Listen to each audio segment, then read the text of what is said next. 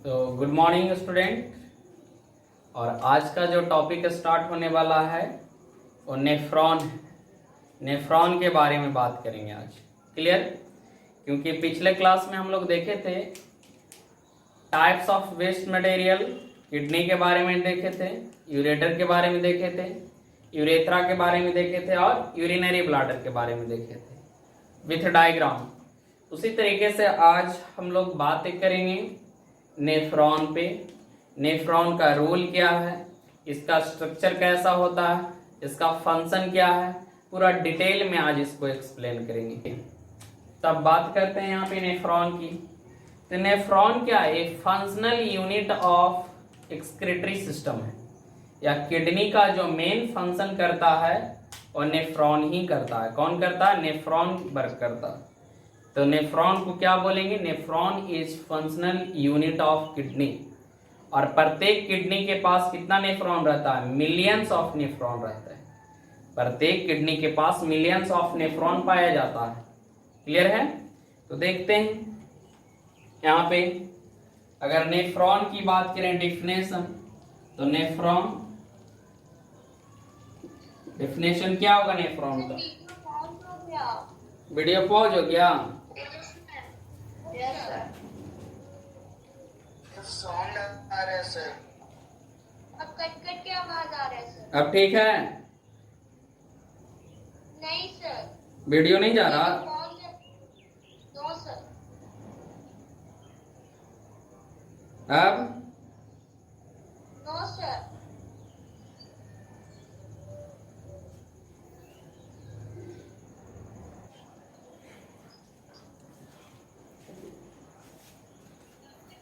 तब यहाँ पे नेफ्रॉन का डेफिनेशन, नेफ्रॉन क्या होता है? Functional unit of kidney. क्या बोला जाता है? फंक्शनल यूनिट ऑफ किडनी को नेफ्रॉन बोला जाता है।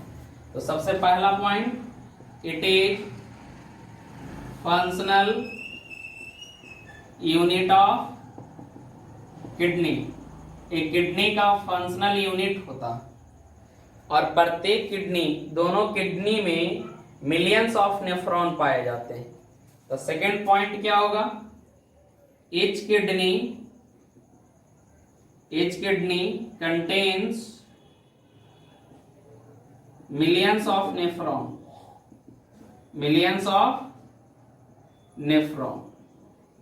प्रत्येक kidney millions of nephron contain करता है। समझ में आया?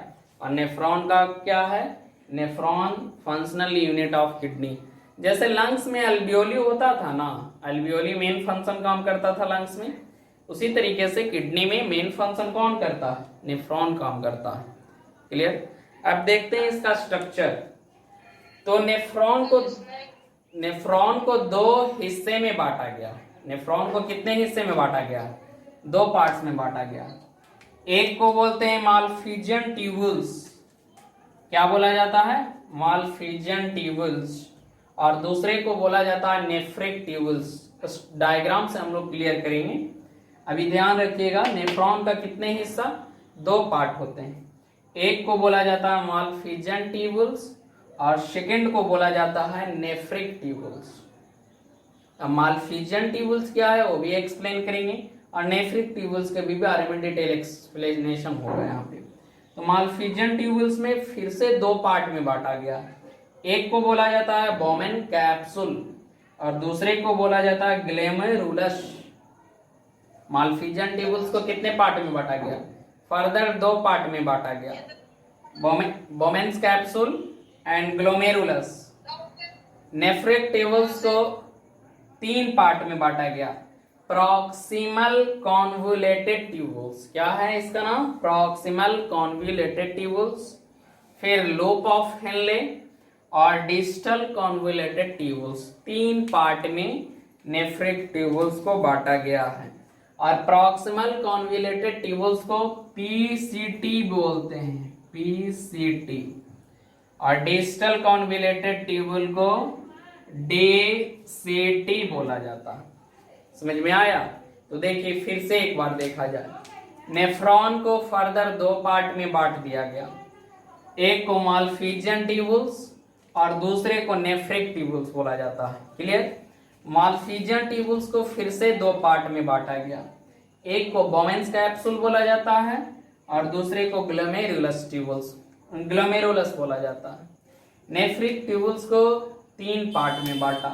प्रॉक्सिमल कॉन्वोल्यूटेड ट्यूबुल्स जिसको पीसीटी बोलते हैं, लूप ऑफ हेनले, और डिस्टल कॉन्वोल्यूटेड ट्यूबुल्स जिसको डीसीटी बोला जाता है।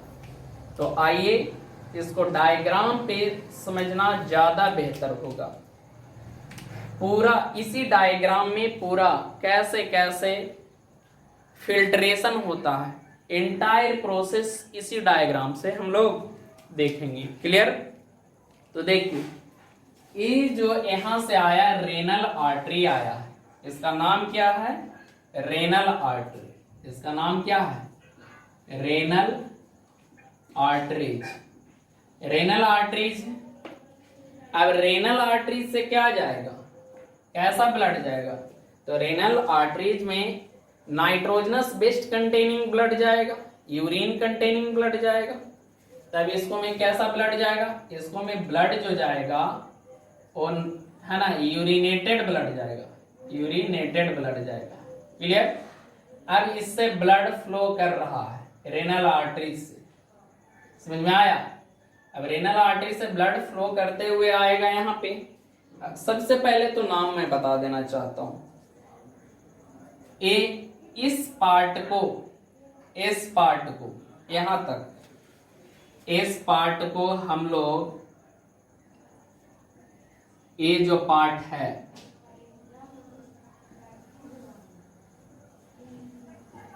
इस पार्ट को हम लोग मालफिजियन ट्यूबुल्स बोलेंगे। ये दोनों पार्ट को, यहां और यहां को क्या बोलेंगे? Malpighian tubules. तो ये पार्ट को मालफिजियन ट्यूबुल्स में हम डाल रहे हैं। कहां डाल रहे हैं? Malpighian tubules.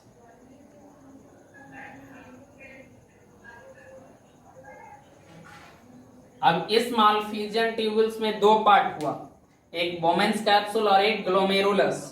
तो बोमेन्स कैप्सूल, देखो इसको बोमेन्स कैप्सूल बोलते हैं। जो कप शेप का है ना, कप शेप लाइक स्ट्रक्चर, उसको बोमेन्स कैप्सूल बोला जाता है। क्लियर? तो ए हो गया बोमेन्स कैप्सूल, बोमेन्स कैप्सूल। और इस ट्यूब लाइक स्ट्रक्चर जो है, ट्यूब लाइक स्ट्रक्चर है, उसको क्या बोलते हैं हम लोग? इस ट्यूब लाइक स्ट्रक्चर में यहाँ पे जो इस तरीके का जो स्ट्रक्चर है उसको ग्लोमेरुलस बोलते हैं। ग्लोमेरुलस। समझ में आया? ग्लोमेरुलस बोला जाता है। क्लियर? तो देखो यहाँ पे ये स्ट्रक्चर समझना थोड़ा डिफिकल्ट होगा। इस तरीके का स्ट्रक्चर में इसको कप लाइक जो स्ट्रक्चर है उसको क्या बोला जाता है? Bowman's capsule. इसके अंदर जो नेफ्रॉन है ना, कैपलरी की तरह थ्रेड लाइक स्ट्रक्चर है, उसको ग्लोमेरुलस बोला जाता है। अब बाकी का जो हिस्सा है नेफ्रिक ट्यूबुल्स, ट्यूबुल्स में सारा ट्यूब लाइक स्ट्रक्चर आएगा। समझ में आया? तो ट्यूबुल्स वाले देखते हैं कौन कौन सा है। तो ये जो पार्ट है पीसीटी कहलाता है। क्या कहलाता है? PCT, proximal convoluted tubules. ये नीचे वाला जो है इसको लूप ऑफ हेनले बोला जाता है। क्या बोला जाता है? Loop of Henle. इसको क्या बोला जाता है? लूप ऑफ हेनले, जो नीचे में है। और इसको क्या बोला जाता है? DCT, DCT, distal convoluted tubules. आगे यही देखो स्टार्ट कहां से हुआ? ये बोमेन्स कैप्सूल है, कप लाइक स्ट्रक्चर, उससे जो ट्यूब निकला तो फ्रंट पार्ट में है उसको पीसीटी बोल रहे हैं। आगे बढ़ा तो वही लूप ऑफ हेनले कन्वर्ट हुआ, पीछे में चला गया तो डीसीटी बोल रहे हैं, डिस्टल कॉन्वोल्यूटेड ट्यूबुल्स। तो सारा तो उसी का नाम है। अब देखिए यहाँ रेनल आर्टरी से कैसा ब्लड जाता है? यूरिनेटेड ब्लड जाता है। तो फिल्टरेशन कहाँ होगा? फिल्टरेशन होता है बोमेन्स कैप्सूल के पास। कहाँ होता? बोमेन्स कैप्सूल के पास फिल्टरेशन हुआ। तो फिल्टरेशन ऑफ ब्लड हुआ। तो फिल्टरेशन ऑफ ब्लड हुआ तब इसके अंदर क्या चला जाएगा? इसके अंदर ए बोमेन्स कैप्सूल में एब्जॉर्ब कर लिया गया किसको, बोमेन कैप्सूल में एब्जॉर्ब कर लिया गया यूरिन को, यूरिया को, नाइट्रोजनस वेस्ट को, एक्स्ट्रा साल्ट को, एक्स्ट्रा विटामिन को और एक्स्ट्रा वाटर को। यहाँ पे क्या हुआ, एब्जॉर्प्शन हुआ। और और टोटल मिला करके उसको हम लोग यूरिन बोलते हैं। और यूरिन इस तरीके से बोमेन कैप्सूल से कहाँ गया, पीसीटी में गया। कहाँ गया, PCT, proximal convoluted tubules. PCT से आगे यूरिन बढ़ा, पीसीटी से आगे यूरिन बढ़ा तो लोब ऑफ हेनले के पास पहुंचा। लोब ऑफ हेनले से आगे बढ़ते हुए कहाँ गया, डे सिटी के पास गया। कहाँ गया, डे सिटी के पास चला गया। समझे, लोब ऑफ हेनले से आगे बढ़ते हुए कहाँ चला गया, डे सिटी के पास चला गया। तो ये तो एक नेफ्रॉन का यूनिट है। ऐसे ऐसे इस ट्यूबुल्स में मिलियंस ऑफ नेफ्रॉन जुड़ा हुआ रहता है, इधर से भी, इधर से भी, इधर से भी, इधर से भी। तो इसका यूरिन इधर से आ रहा है, एक और रहता तो उसका यूरिन इधर से आता, एक और ट्यूबुल्स रहता तो इसका यूरिन और इसका यूरिन इधर से आता। यानी इस सारे तरफ से यूरिन कलेक्ट होगा इस ट्यूबुल्स में, इस ट्यूबुल्स में इस सारे तरफ से यूरिन कलेक्ट होगा और आगे यहीं जा करके किडनी से आगे निकल करके यूरेटर में कन्वर्ट होता है। इस चीज में कन्वर्ट होता, यूरेटर में कन्वर्ट होता। तो ये एक यूनिट है, समझ में आया। तो यूरिन कैसे हुआ, रेनल आर्टरी से यूरिनेटेड ब्लड जा रहा है। तो रेनल आर्टरी से यूरिनेटेड ब्लड जा रहा है तो यहाँ पे क्या हुआ, बोमेन्स कैप्सूल के पास एब्जॉर्प्शन हुआ यूरिन का, फिल्ट्रेशन हुआ उसको बोल सकते हैं। तो फिल्ट्रेशन हुआ तो प्योर ब्लड अलग हो गया और यूरिन अलग हो गया। यूरिन बोमेन्स कैप्सूल से कहाँ चला गया, पीसीटी में, पीसीटी से कहाँ चला गया, लूप ऑफ हेनले में, लूप ऑफ हेनले से कहाँ चला गया, डीसीटी में। तो एक यूनिट हुआ, इधर भी दूसरा यूनिट ऐसा ही जुड़ा हुआ होगा, इधर भी ऐसा ही यूनिट जुड़ा हुआ होगा, इधर भी एकदम सेम तरीके का यूनिट जुड़ा हुआ होगा। सभी तरफ से यूरिन कलेक्ट करके आया तो यूरेटर से किडनी के द्वारा कहाँ, यूरिनरी ब्लैडर में ले जा करके क्या करेगा, स्टोर करेगा। अब देखते हैं, अब ब्लड की बात करते हैं। तो ब्लड तो इससे फ्लो कर रहा था, कैसा, इम्प्योर ब्लड, यूरिनेटेड ब्लड। यहाँ पे फिल्ट्रेशन हुआ, यहाँ पे फिल्ट्रेशन हुआ तो ब्लड आ गया कैसा, फिल्टर ब्लड आ गया, फिल्टर ब्लड। तो फिल्टर ब्लड आया, इट मीन्स कि अब उसको में यूरिन नहीं, फिल्टर ब्लड ऐसे चलते जाएगा। समझ में आया, फिल्टर ब्लड एक दूसरे पाथ से होकर के गुजरते जाएगा, है ना। और इस तरीके से रेनल वेंस, रेनल आर्टरी से किडनी में इंटर किया था यूरिनेटेड ब्लड और रेनल वेसल्स से, रेनल वेंस से किडनी से बाहर जाएगा प्योर ब्लड। तब यहाँ पे ये क्या है, ये रेनल वेंस है, रेनल वेंस। रेनल वेंस में कैसा रहता है, प्योर ब्लड रहता है, प्योर ब्लड किडनी से निकल गया है जिसको में यूरिन नहीं होगा। और इस तरीके से क्या होता है, फिल्ट्रेशन होता है। अब देखिए लूप ऑफ हेनले के पास क्या होता है, पूरा का पूरा डायग्राम पे आधारित है। लूप ऑफ हेनले के पास क्या होता है, तो लूप ऑफ हेनले के पास जो कुछ अमाउंट में रिक्वायरमेंट होता है, लाइक एक्स्ट्रा वाटर अगर फिल्ट्रेट हो गया था तो उसको फर्दर री एब्जॉर्ब किया जाता है, तब यहाँ पे री एब्जॉर्प्शन होता है। यहाँ पे क्या होता है, री एब्जॉर्प्शन होता है, कुछ अमाउंट में यहाँ पे री एब्जॉर्प्शन ऑफ वाटर होता है। अब यहाँ पे क्या होता है, री absorption of water and salt, तब यहाँ पे री absorption of water and salt होता है। कहाँ पे, लूप ऑफ हेनले के पास से ब्लड कैपिलरी में होता है। क्लियर है, समझ में आया। इस डायग्राम को उतारिए, बहुत ही कॉम्प्लेक्स डायग्राम है लेकिन आराम से समझने पे क्लियर हो जाएगा, क्योंकि ये डायग्राम जब आप समझ जाइएगा तो पूरा मैकेनिज्म ऑफ फिल्ट्रेशन एब्जॉर्प्शन, उसका फंक्शन भी बताएं, कैसे कैसे वो बटा हुआ है, भी सारे पार्ट्स के बारे में डिटेल दिए। लेकिन फिर से हर एक पार्ट को यहाँ पे डिटेल में देखते हैं क्या होता है। क्लियर है? तो जैसे यहाँ पे होता क्या है कि माल्फिजियन ट्यूबुल्स है जो प्रॉक्सिमल पार्ट ऑफ नेफ्रॉन है, आगे वाला हिस्सा को, प्रॉक्सिमल मीन्स आगे वाला हिस्सा, डिस्टल मीन्स पीछे वाला हिस्सा। तो Malpighian tubules front part of nephron को बोला जाता है। तब इसको बोल सकते हैं क्या? It is proximal part of nephron. Nephron का क्या है? Proximal part. समझ में आया? और इसका दो पार्ट है, इट हैज टू पार्ट्स। कितना पार्ट्स है इसका? दो पार्ट्स है। देखिए कौन कौन सा इसका दो पार्ट्स कौन कौन सा है। एक को हम लोग क्या बोलते हैं? बोमेन्स कैप्सूल बोलते हैं, बोमेन्स कैप्सूल। और सेकेंड को, एक को बोमेन्स कैप्सूल और दूसरे को ग्लोमेरुलस बोलते हैं, ग्लोमेरुलस बोलते हैं। तो माल्फिजियन ट्यूबुल्स तो प्रॉक्सिमल पार्ट है, आगे वाला हिस्सा, फ्रंट पार्ट। इसको दो पार्ट में बांटा गया, एक को ग्लोमेरुलस, दूसरे को बोमेन्स कैप्सूल। तो बोमेन्स कैप्सूल दिखाए थे कि वो कप शेप का होता है। कैसा शेप का होता है? कप शेप का होता है। तो बोमेन्स कैप्सूल की बात करें तो it is situated in the proximal part of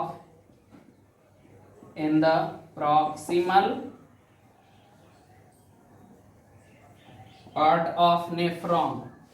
nephron का आगे वाला हिस्सा में कौन रहता है बताइए? बोमेन्स कैप्सूल होता है। यहाँ पे क्या होता है? इट डबल वॉल्ड मेम्ब्रेन का होता है। It is double wall cup shape structure. Cup shaped structure. कैसा स्ट्रक्चर का होता है? Double wall cup shape structure का होता है बोमेन्स कैप्सूल। अभी डायग्राम में देखें, इसका एक फंक्शन है, इसका फंक्शन है एक कंटेन करता है ग्लोमेरुलस को, ग्लोमेरुलस को अपने हिस्से में रखता है, कंटेन करके रखता है। और जो भी यूरिन का फिल्ट्रेशन होता है ना, तो इसी में होता है। ठीक है? तो इट कंटेन्स ग्लोमेरुलस और फिल्ट्रेशन कहाँ पे होता है? Filtration of urine from blood कहाँ होता है? यहीं पे होता। तो filtration of urine from blood takes place, यहीं पे फिल्ट्रेशन होता है। क्लियर है? तो ये हमारा था बोमेन्स कैप्सूल। अब बात करते हैं ग्लोमेरुलस। तो सेकेंड पार्ट है माल्फिजियन ट्यूबुल्स का। तो ग्लोमेरुलस क्या है कि ये नॉट ऑफ ब्लड वेसल्स है, ब्लड कैपिलरी। ब्लड कैपिलरी का आप बहुत सारे नॉट, गिट्ठा, गांठ टाइप का दे दो, उसी टाइप का स्ट्रक्चर बनाता है। तो not like structure of blood capillary है, जिसके थ्रू ब्लड क्या करता है? फ्लोट होता है ब्लड कैपिलरी से। क्लियर? और एक एंड है ग्लोमेरुलस का, और रेनल आर्टरी से जुड़ा हुआ रहता है, और दूसरा एंड है जो कहां से जुड़ा हुआ रहता है? रेनल वेन से जुड़ा हुआ रहता है। तभी इसको क्या बोल सकते हैं? It is not not means गांठ होता है, नॉट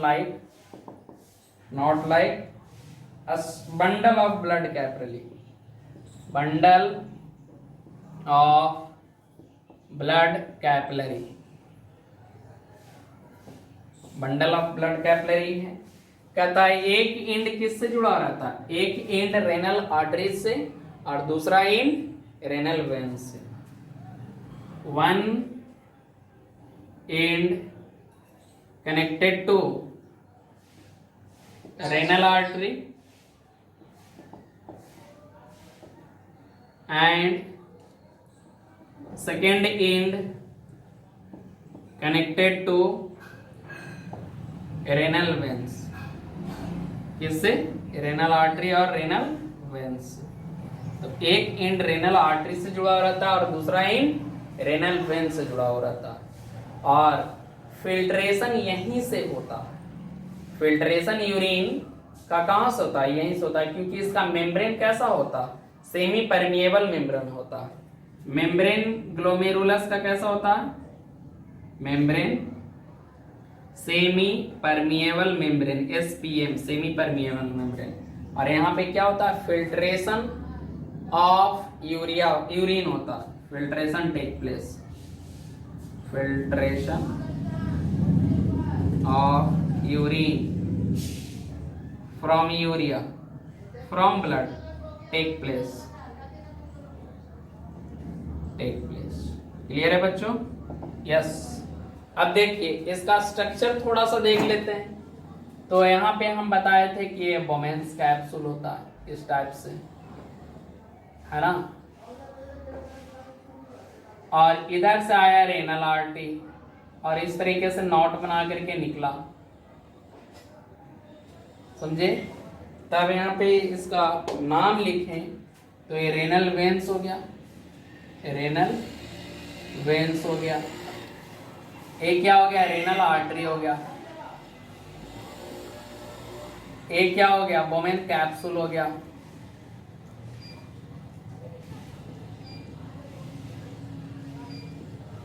और एक क्या हो गया? ग्लोमेरुलस हो गया।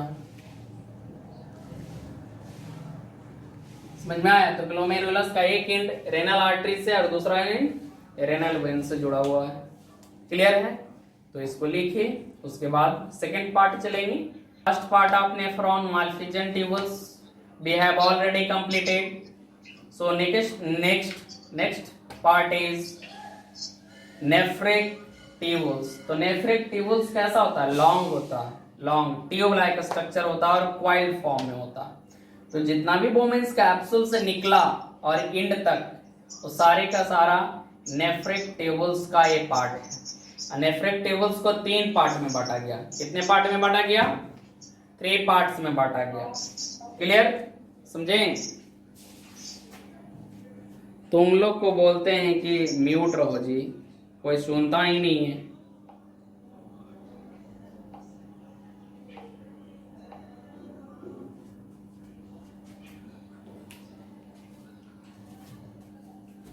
तो नेफ्रिक ट्यूबल्स को कितने पार्ट में बांटा गया? 3 पार्ट्स में बांटा गया। देखते हैं कैसे कैसे।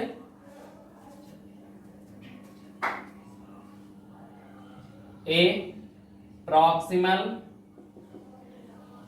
convoluted tubules,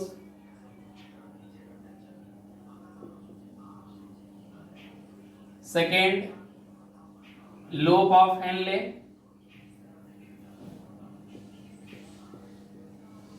और थर्ड distal convoluted tubules।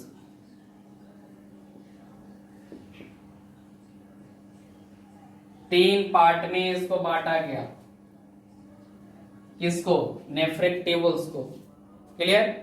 तीनों का फंक्शन देख लेते हैं क्या क्या होता है, समझें। तीनों का फंक्शन देखते हैं 1 by 1। तो प्रॉक्सिमल कॉन्वोल्यूटेड ट्यूबल्स कहता है कि ये initial part of nephric tubules है। तो it is initial part of nephric tubules. Initial part है। एराइज कहां से होगा? ये बोमेंस कैप्सूल से एराइज होता। तो इट एराइजेस फ्रॉम बोमेंस कैप्सूल। कहां से एराइज होता है? बोमेन कैप्सूल से एराइज होता है। क्लियर? और कैसा होता है बताइए। यूरिन जो वोमेन्स कैप्सूल से इंटर करता है तो कहां? यही पीसीटी में। कहां इंटर करता है? इसको पीसीटी भी बोला जाता है। समझ में आया? तो urine from Bowman's capsule capsule enter to किसको, पीसीटी में इंटर करता। समझ में आया। वही पीसीटी आगे जाकर के इस तरीके से बताए थे, लूप की तरह यू शेप का, उसको लूप ऑफ हेनले बोलते हैं। तो ये क्या हो गया, it is the middle part of nephric tubules. तो लूप ऑफ हेनले क्या होता है, middle part of nephric tubules. तो ये क्या है, middle part of nephric tubules. Middle part of nephric tubules कैसा स्ट्रक्चर होता है, तो यू शेप्ड स्ट्रक्चर होता है, U shape structure, U shaped structure होता है। यहां पे क्या होता है, तो फिर से एक्स्ट्रा वाटर जो चला गया ना, तो अगर जितना रिक्वायरमेंट होता है यहाँ पे री एब्जॉर्प्शन हो जाता है, फिर से हल्का फुल्का जितना रिक्वायरमेंट होता है उतना री एब्जॉर्प्शन ऑफ वाटर होता है। तो री absorption of water, clear. Last है डिजिटल कॉन्वोल्यूटेड ट्यूबल्स। तो डिजिटल कॉन्वोल्यूटेड ट्यूबल्स क्या होता है, सबसे लास्ट पार्ट होता है, क्लियर। तो इसको क्या लिख सकते हैं, it is digital part of nephric tubules, nephric tubules digital part होता है। समझ में आया। कहता है कि ये लास्टली जो कलेक्टिंग डक्ट था, कलेक्टिंग ट्यूबल्स लास्ट वाला जो सब जगह से कलेक्ट कर रहा था, उसको में ओपन होता है जाकर के। तो it opens into collecting tubules. कहां ओपन होता है, कलेक्टिंग ट्यूबल्स में ओपन होता है। समझ में आया। और ए यूरिन को कैरी करके कहां तक पहुंचाता है, यूरिन को कैरी करके कलेक्टिंग ट्यूबल्स तक पहुंचाता है। तो it carry urine into collecting tubules, collecting tubules, clear. तो ये तीनों पार्ट हो गया नेफ्रिक ट्यूबल्स का। इसको फटाफट लिखिए। एक पार्ट और बच रहा है, वो कलेक्टिंग ट्यूबल्स, आज का टॉपिक। तो अभी बात किए थे पीसीटी, डीसीटी और लूप ऑफ हेनले। एक पार्ट और बच गया है, वो है कलेक्टिंग ट्यूबल्स। तो इस स्ट्रक्चर में देखिए कि ये बोमेंस कैप्सूल का है, यू शेप, कप शेप का है। यहां से राइज हुआ पीसीटी, पीसीटी आगे जाकर के बन गया लूप ऑफ हेनले जो यू शेप का। यहीं आगे कैरी हुआ तो डीसीटी बना, और डीसीटी कहाँ, फाइनली कलेक्टिंग ट्यूबल्स में जाकर के मिलता है। और कलेक्टिंग ट्यूबल्स ले जाकर के कहाँ, यूरेटर में जाकर के नीचे किडनी से बाहर यही आता है, क्लियर। और ऐसा एक यूनिट नहीं, मिलियंस ऑफ यूनिट इससे कनेक्टेड रहता है। तो कलेक्टिंग ट्यूबल्स यहाँ पे, कलेक्टिंग ट्यूबल, समझे। इसके बारे में जानकारी लेना है, कलेक्टिंग ट्यूबल्स के बारे में जानकारी लेना है। तो देखिए, it is formed by millions of nephron. बहुत सारे नेफ्रॉन मिलता है तब इस कलेक्टिंग ट्यूबल्स का फॉर्मेशन होता है ना। अब इसका काम क्या है, एक कलेक्ट करता है यूरिन को मिलियंस ऑफ नेफ्रॉन से। It collect urine from millions of nephron. Millions of nephron से क्या करता है, कलेक्ट करता है यूरिन को, क्लियर। आगे नेक्स्ट इसका है, बोला जाता है कि it drains urine from nephron